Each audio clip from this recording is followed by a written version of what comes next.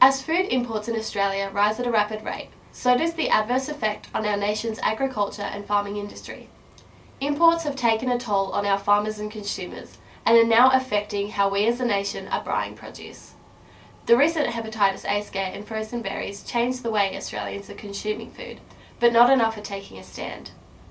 Farmers are calling on buyers to look for local produce and be aware of where their food is coming from and what chemicals it might contain. Natalie reports. Turn to breaking medical news right now. As many of you may be preparing your breakfast this morning, there is a developing and potentially lethal headline to tell you about regarding a breakfast staple. An outbreak of hepatitis A from imported berries has prompted an overhaul of food labelling laws. The federal government has announced it wants to introduce clearer country of origin labelling rules so people know what they're buying. Good evening. Hundreds of children at South Australian schools and childcare centres may have been exposed to hepatitis A. A change is occurring in the way Australians buy their fruit.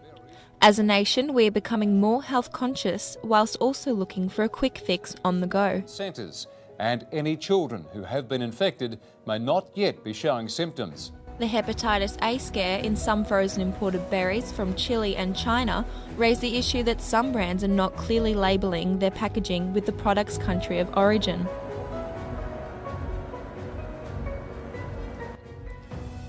Since the contaminated berries, sales for fresh punnets of strawberries, blueberries and raspberries have risen 40% in only a week, according to Coles spokesperson Tristan Harris. Motivated by the outbreak, many Australian companies are trying to start up their own frozen fruit lines from fresh Australian grown and packaged fruit. Ours is just this Australian fruit. It's what you see in the punnet, and it's just in a different formats frozen. And all we're doing with Matilda's is offering a choice. It will be a couple of dollars more, but it's just a choice for consumers of the importers and something locally produced. According to the Australian Bureau of Statistics, Australia's imports of May 2014 are at an overall high of 15.4 million, with it expected to rise again this coming year. Agriculture is a huge industry within Australia, with its net worth sitting around $34 billion last year. It is one of the biggest sources of income for Australia in regards to exports.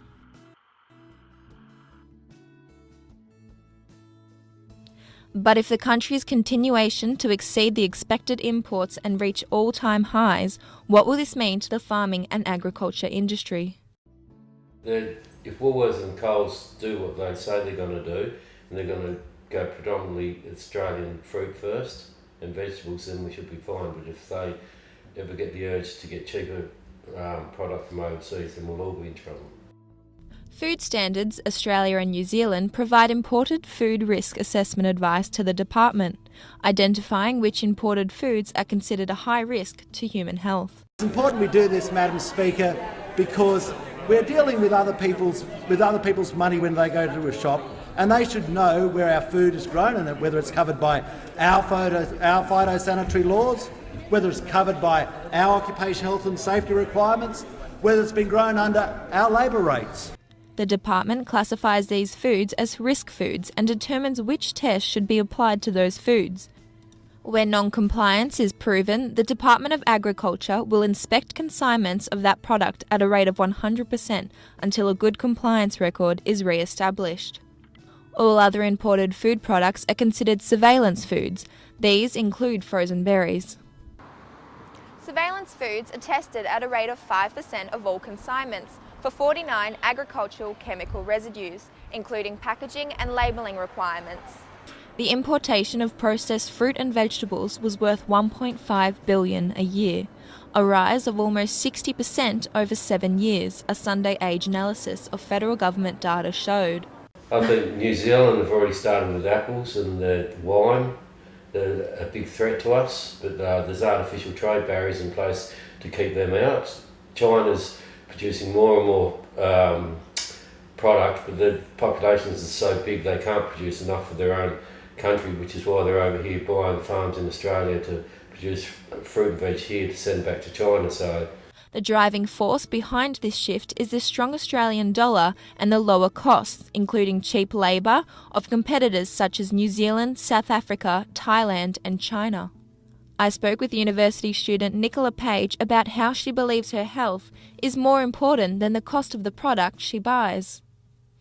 Well, as a uni student it probably is, but I'm more for quality with my fruit and veg, so if it's good quality I'll buy it. Choice is calling on the federal government to take action on country of origin food labelling following the national recall of frozen mixed berries. The recall comes in the wake of the Standing Committee on Agriculture and Industry's recommendations in October last year that food country of origin labelling needs to change.